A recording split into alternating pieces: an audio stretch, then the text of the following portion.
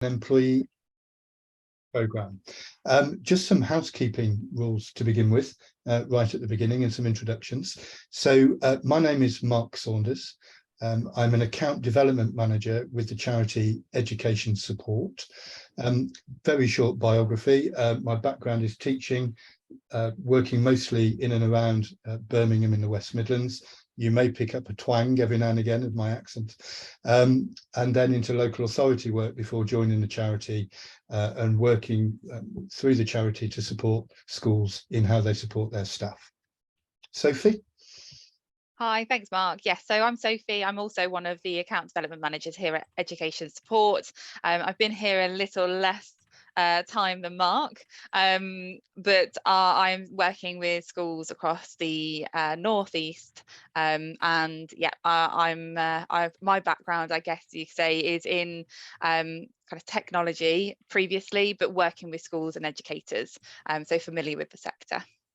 Brilliant, thank you, Sophie. And again, just a couple of housekeeping rules as before we get into the meat of the presentation.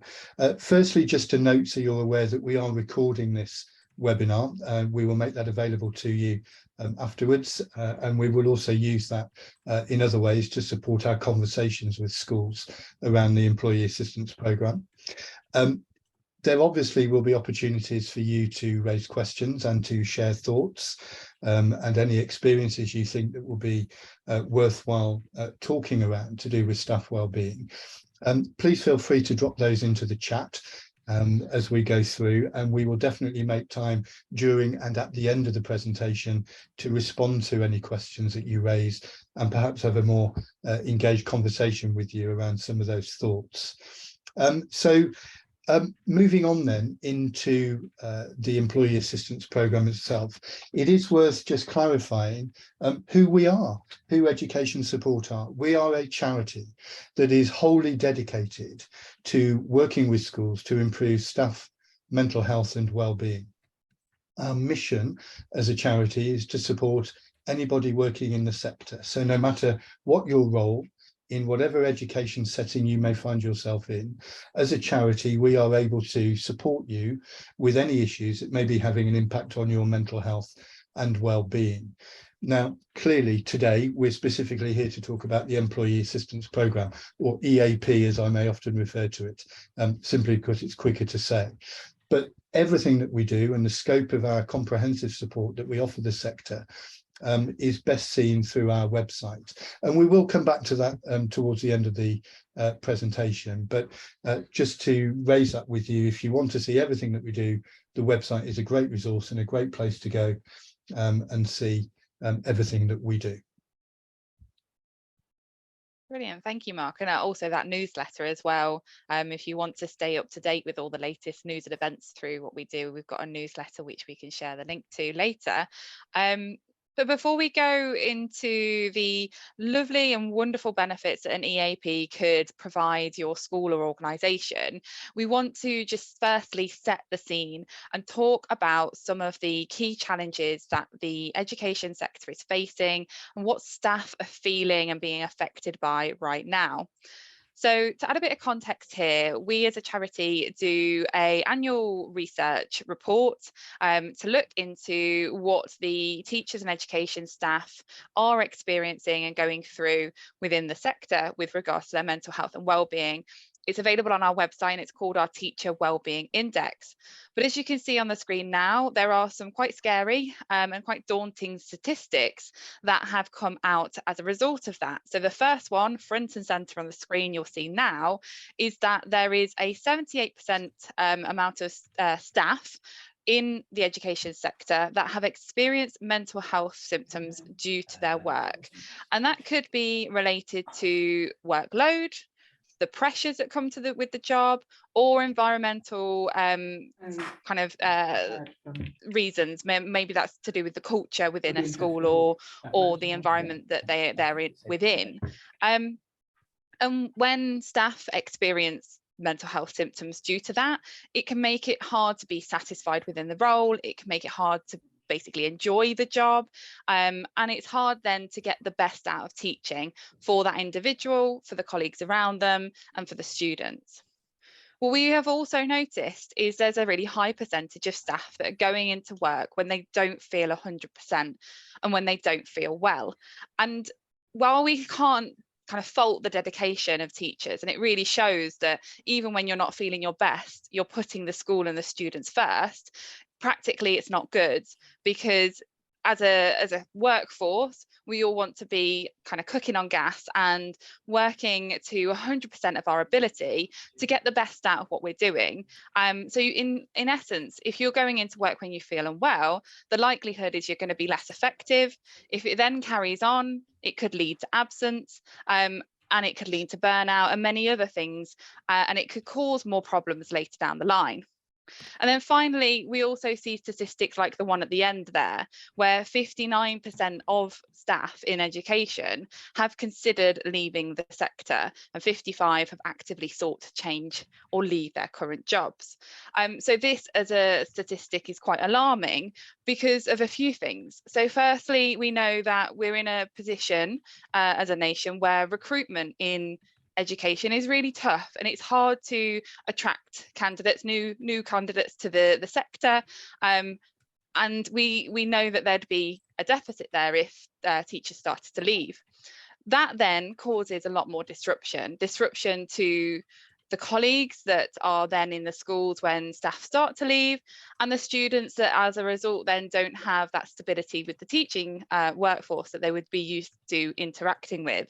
So does cause quite a wide-reaching ripple effect if we don't look at some of these kind of root causes and start to support teachers and fix some of the systematic challenges in the workforce. So with that in mind, with all those challenges that we know are present and we're very much aware of, we as a charity want to proactively work to find solutions, to work closely with education providers like yourselves to do that.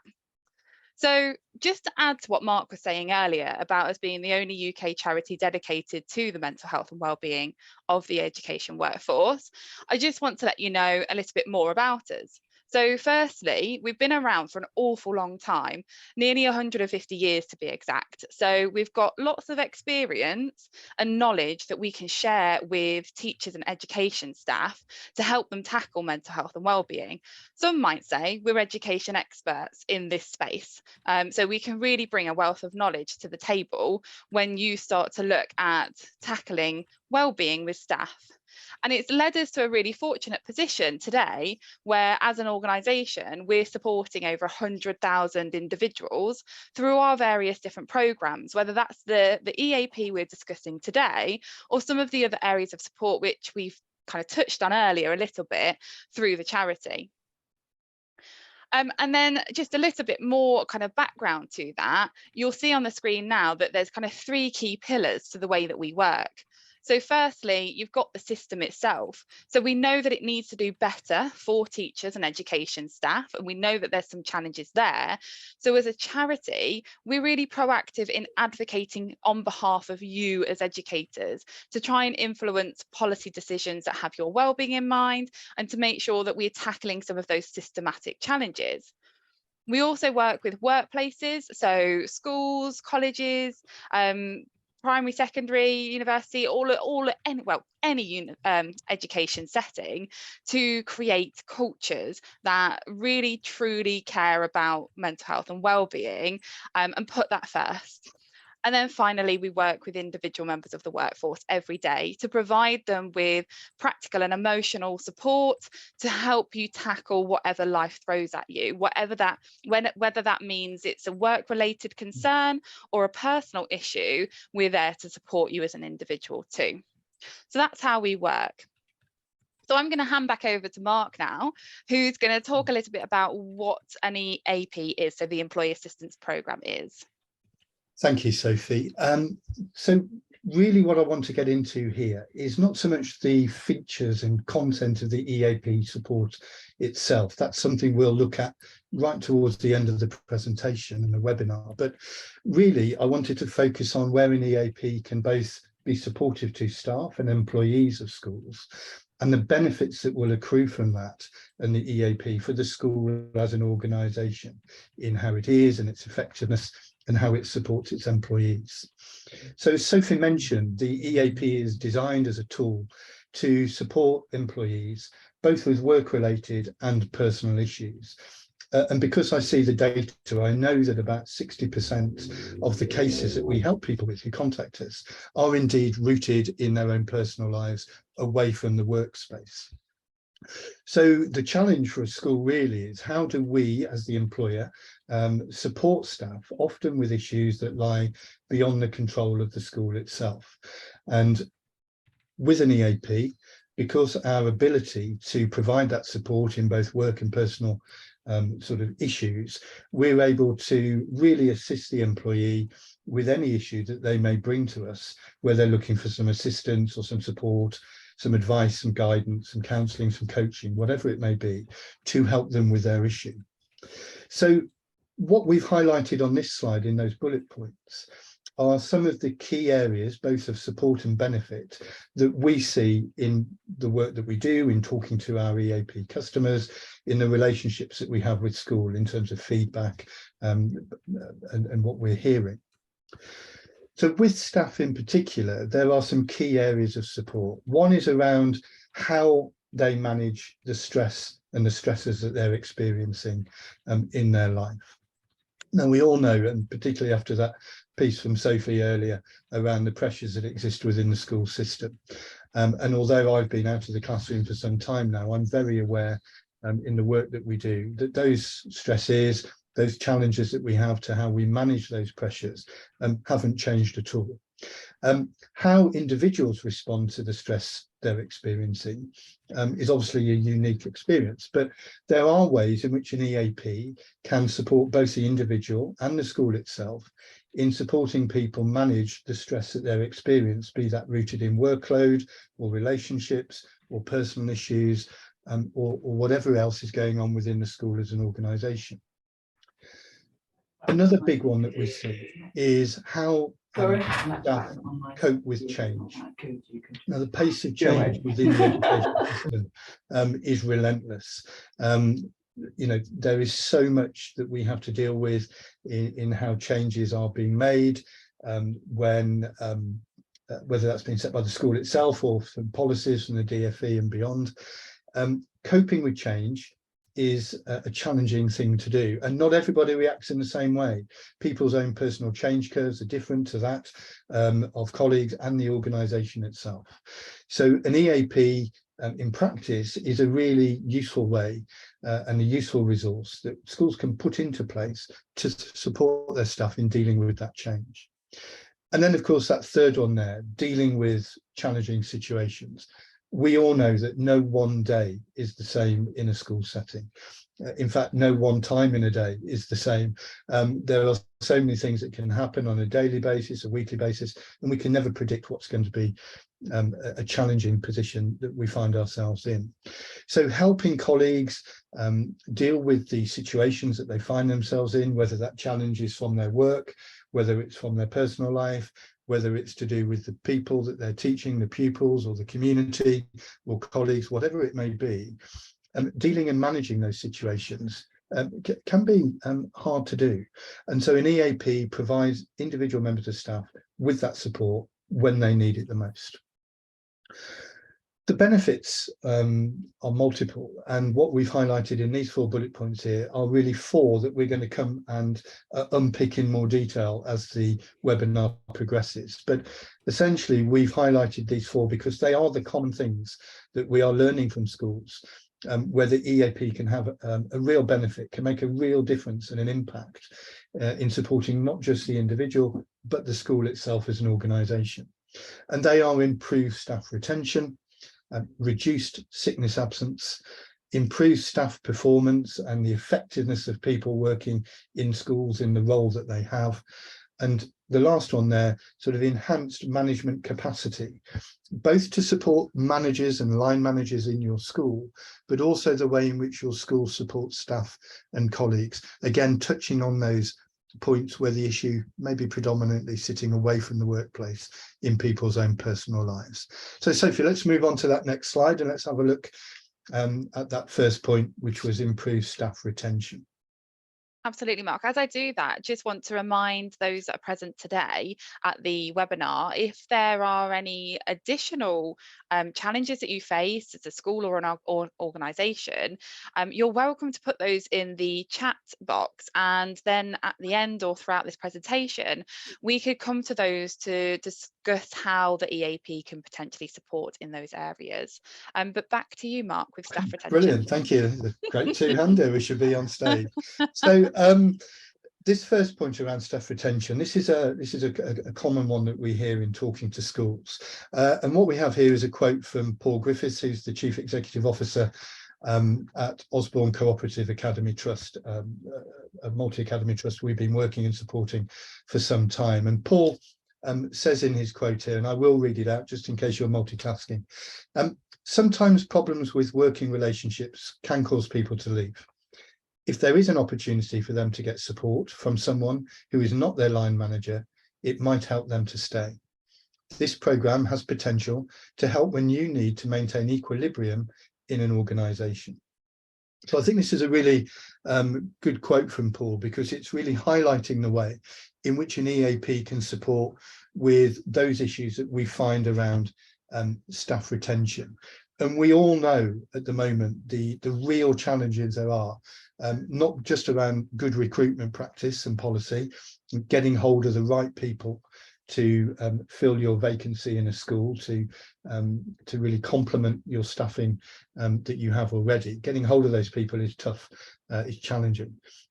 But once you've got a good member of staff, you really want to keep hold of them, to retain them, to be part of your staffing body as long as you can. And so getting and keeping good staff has always been a challenge. And I think at the moment seems to be more of a challenge than ever. Absolutely, Mark. And another thing is, how has improving staff retention for your customers specifically, how has that had a wider impact on schools? I think, well, first of all, that is a good question. I think there's a number of ways in which I'm seeing that impact and having a positive, or making a positive difference with staff retention in schools. I think the first point I'd raise is around cost. Retention is a great cost to schools. You know, when somebody leaves, there's both obvious and hidden costs to that recruitment process about getting people to fill those vacancies. So there's the obvious costs of time, placing adverts, the recruitment process, tidying up all the loose ends when you appoint somebody. And then, of course, there are those hidden costs, the impact of change, the amount of time that people within the school spend in that recruitment process. So you have very senior colleagues at times spending a lot of time drafting adverts, placing things, adverts and so on, whittling the shortlist down, doing the interviews, post-interview work, etc. So I think one thing we find with an EAP is where it can reduce staff turnover and improve retention, what we're seeing is a cost saving. The bottom line, essentially, it makes a real difference. I've touched on that other point around retaining good quality staff. There are clearly vacancies in many areas of the education system for subject specific staff. That has always been the case, but I think some of those areas, certainly around mathematics and sciences, etc., are more keenly felt at the moment than perhaps ever before.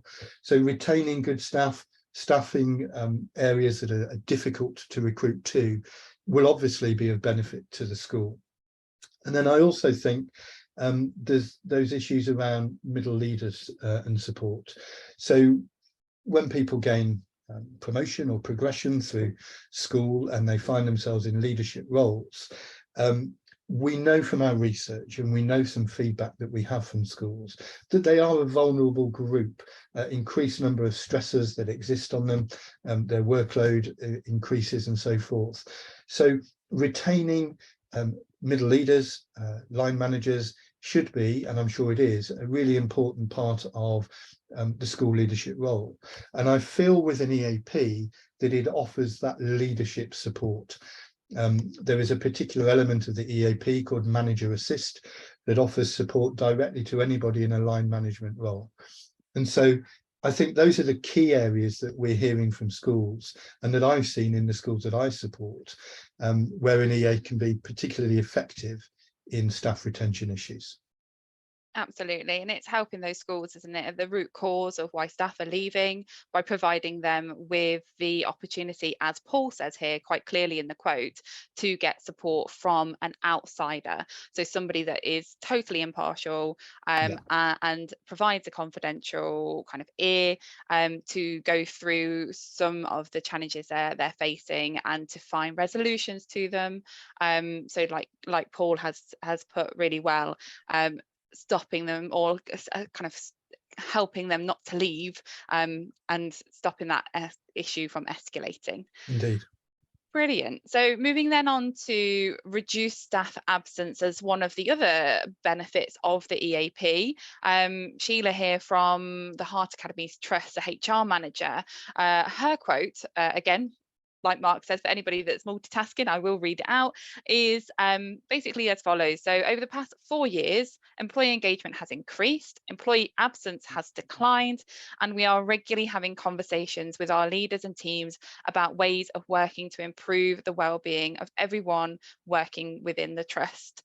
So it's great to see that Sheila and her colleagues have been using the employee assistance programme for that amount of time, and over that time have started to see other benefits beyond staff absence.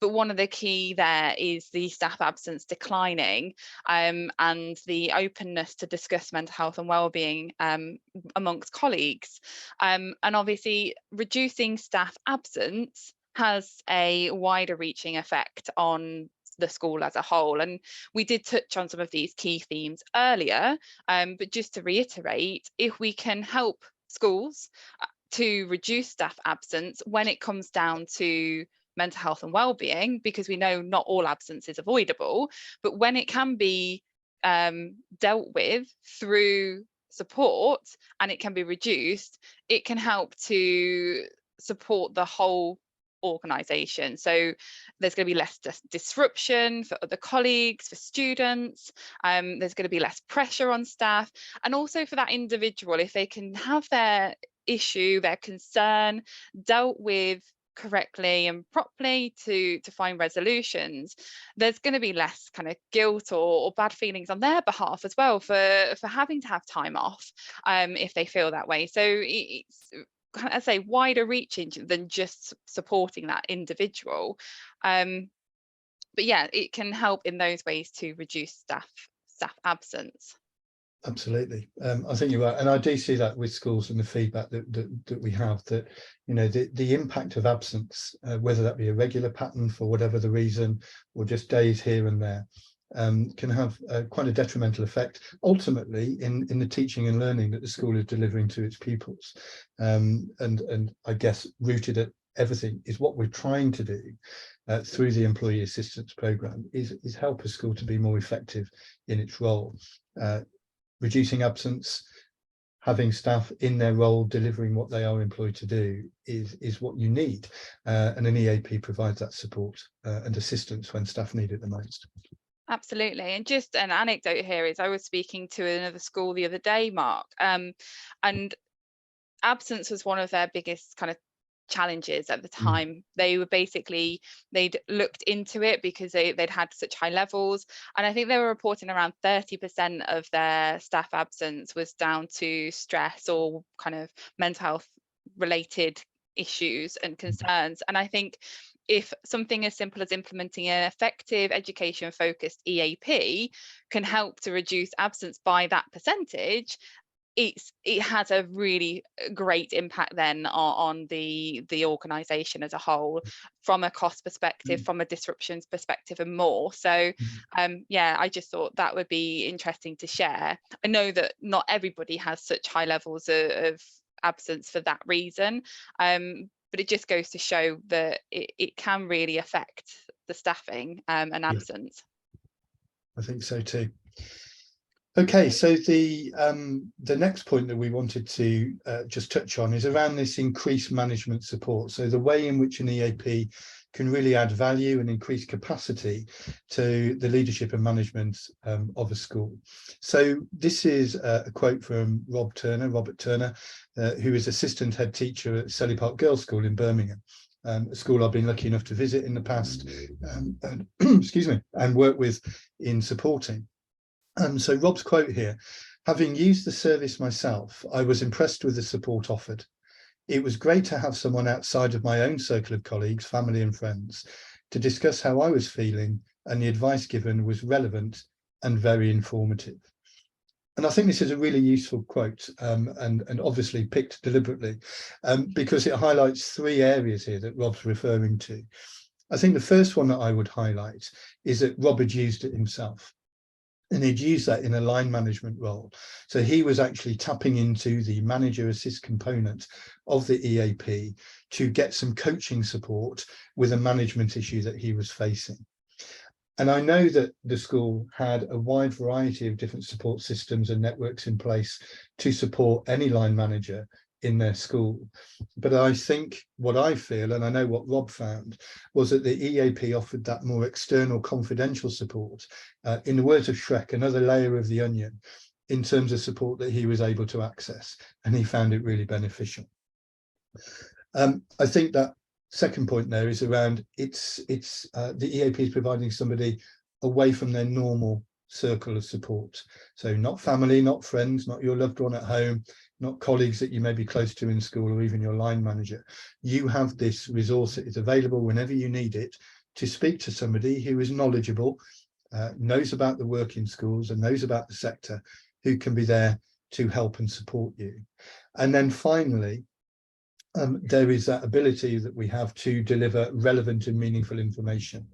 So in contacting the EAP and engaging with that support that was available to him, the feedback he had, the advice that he was given, and the support that he tapped into was entirely relevant to him in his role within the education sector. And I think sometimes that can be hard to find. I think that is a really valuable aspect of the EAP resource. Absolutely, Mark. I completely agree. I think it goes to show how important it is to have an understanding of the education sector and the specific challenges that not just every member of staff faces, but like Rob here, how leadership feel and what they go through, and to be able to support them accordingly. Yeah. We are conscious of time. We have reached the 4:30 mark, so we don't want to keep you too long. So in terms of the next slide or two, we're just going to quickly run through some of the areas of the EAP we've discussed today, just to remind you of what we've gone through. Mark's going to go through that in just a moment, and then we will stick around for a few minutes afterwards for any questions if anybody wants to discuss any of their particular challenges, thoughts, or feedback with us. So Mark, if you would like to just wrap things up with a quick overview of the EAP itself. I will, thank you. And I'm conscious of time too, so I won't dilly-dally, but I'm not going to go in any great detail around the content of the EAP, and I'm aware I've frozen on screen with my hand waving, so apologies for that. But it is worth just touching on some of the key aspects of an EAP and what it provides. So the support is available every hour of every day of the year. That support is offered confidentially in a non-judgmental, impartial way, so we can support somebody who contacts us around any issue, be that work-related or personal, by offering the assistance, both practically and emotionally, to support that person who calls us. So essentially, we're offering a range of counselling support services that are clinically robust and comprehensive in their scope. And the route that we take will be the one that is most clinically appropriate to support that person with their issue. It will include, or could include, depending on which way we go, face-to-face counselling support delivered physically, face-to-face counselling online using platforms like Teams or Zooms, or structured telephone counselling. In addition to that, we can provide cognitive behavioural therapy online. Access is at any time of any day, so it is in the moment support too. And we also provide a mindfulness module of support. And as we all know, mindfulness has had a significant impact in recent years. Great deal of evidence to show how effective it can be in supporting people take a more mindful approach in dealing with the stresses that they're experiencing in their life. So clinically, we have a really robust offer within the EAP. We've touched on that management coaching service for anybody in a line management role, aimed at both developing their skill set as a manager, but also helping and supporting them deal with particular issues they may be facing as a manager of other people. And then we have this range of practical and advisory support, including financial support and money management help, debt counselling, legal support, guidance and signposting services to help people with issues that have legal content or a legal element to it. And then a range of sort of more practical consumer type issues, including citizens advice, consumer advice, dependent care, elder care, childcare advice, and so on. So really anything that people are experiencing where they're looking for some support, they can contact the EAP and get that support. In addition to that, and supporting all of that, is the dedicated website that we have and provide, packed full of information and an alternative means of contact through a live connect facility where you can get in touch with us over that website and we can respond and see where that support will go. Okay, Fab. is that okay? I was very quick, and Yeah, that was I'm conscious of time. That was fantastic, Mark. Thank you for summarising that so quickly. And just to add, before we move on too swiftly there, is we do actually have an upgraded version of the EAP now too, which we call EAP Plus. So it's there for any schools who are looking to go above and beyond, be really proactive about mental health and well-being.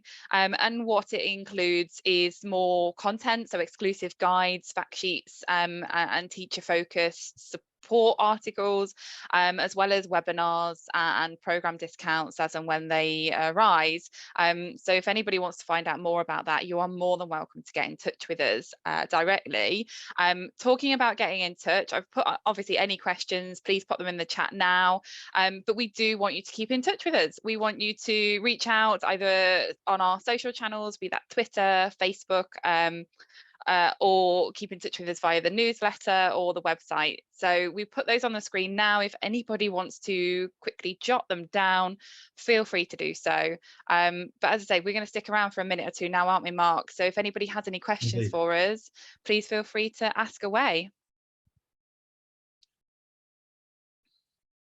We've had one comment. I'm not sure it's a question, but P. Sherry, thank you so much. Thank you. That's fantastic. It's great to know that you're going to signpost to us. That's wonderful. Looks like we have a question here from Gwen as well. Thanks, P. Sherry. That's brilliant. Thank you. What would you say to, so this one, Mark, I don't know if you might be able to answer this for me. Are you still there? Or have you frozen? I think I might have lost Mark, unfortunately. But he says here, so Gwen says here, what would you say to a school who has had to choose between something else really important and the EAP when allocating their budget? So I'd want to know more about kind of what they considered as something else really important. And then it would be about speaking to the school about the value of the EAP. As we've discussed, there are a lot of benefits that can be felt from a cost saving perspective with regards to reducing staff absence, staff kind of recruitment costs. So it is money worth investing in something as simple as an EAP that we can provide.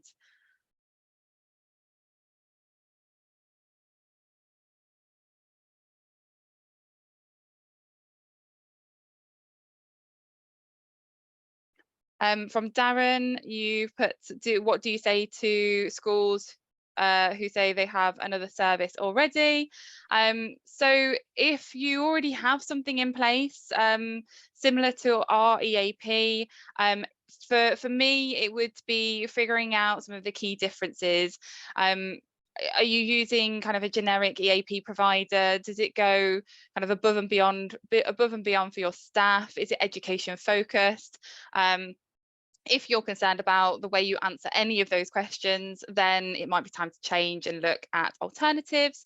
And if you're in that position, then I'd certainly give us a call. Hi, welcome back, Mark.